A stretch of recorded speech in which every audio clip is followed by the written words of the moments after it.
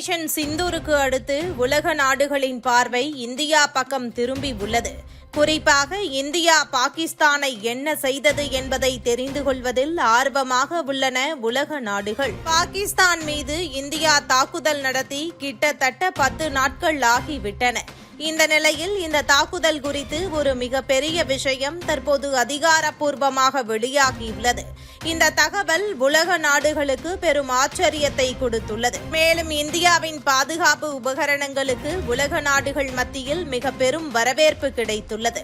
மேலும் இந்தியாவின் அடுத்த கட்ட நகர்வுகள் குறித்தும் இந்தியாவின் பொருளாதாரம் குறித்தும் உலக நாடுகள் ஆலோசித்து வருகின்றனர்.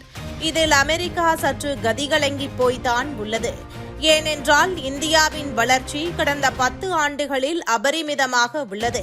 உலக நாடுகள் அனைத்தும் போர் சூழலால் தங்களின் பொருளாதாரத்தை இழந்து வரும் நிலையில் பல துரோகி நாடுகளை அருகில் வைத்துக் கொண்டு இந்தியாவின் பொருளாதாரம் மிகவும் பலமாக நகர்ந்து வருகிறது.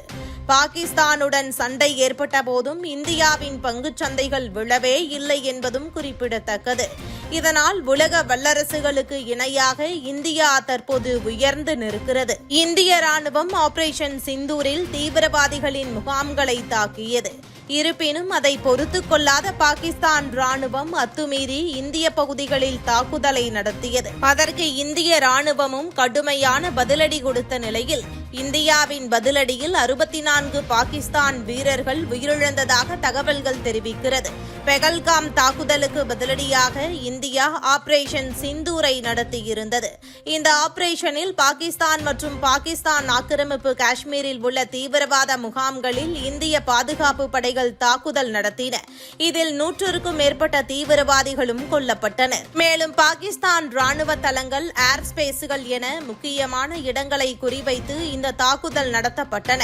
இருதரப்பு மோதல் முடிவுக்கு வந்து சுமார் 10 நாட்கள் ஆகிவிட்ட நிலையில் இது தொடர்பாக குறித்த சில கூடுதல் தகவல்கள் வெளியாகியுள்ளன.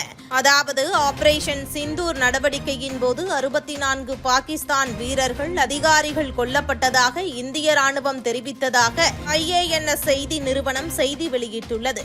ஜம்மு காஷ்மீரில் பாதுகாப்பு பணியில் ஈடுபட்டிருந்த பாதுகாப்பு படை வீரர்கள் எடுத்த பதிலடி நடவடிக்கையில் அவர்கள் கொல்லப்பட்டனர். அதாவது எல்லை மீறி இந்திய பகுதிகளில் எல்லையோரம் இருந்த பாகிஸ்தான் வீரர்கள் தாக்குதல் நடத்திய நிலையில் அதற்கு இந்திய வீரர்கள் கொடுத்த பதிலடியில்தான் இந்த உயிரிழப்புகள் ஏற்பட்டுள்ளது. இந்த நடவடிக்கையின் போது 90க்கும் மேற்பட்ட பாகிஸ்தான் வீரர்கள் காயமடைந்ததாகவும் இதை இந்திய ராணுவம் குறிப்பிட்டதாக IANS செய்தி நிறுவனம் தெரிவித்துள்ளது. இந்தியா நடத்திய தாக்குதலில் 11 பாதுகாப்பு படையினர் கொல்லப்பட்டதாக பாகிஸ்தான் கூறியிருந்தது. இருப்பினும் உண்மையில் அதைவிட கிட்டத்தட்ட 6 மடங்கு அதிகமாக இழப்பு ஏற்பட்டுள்ளது இப்போது தெரிய வந்துள்ளது.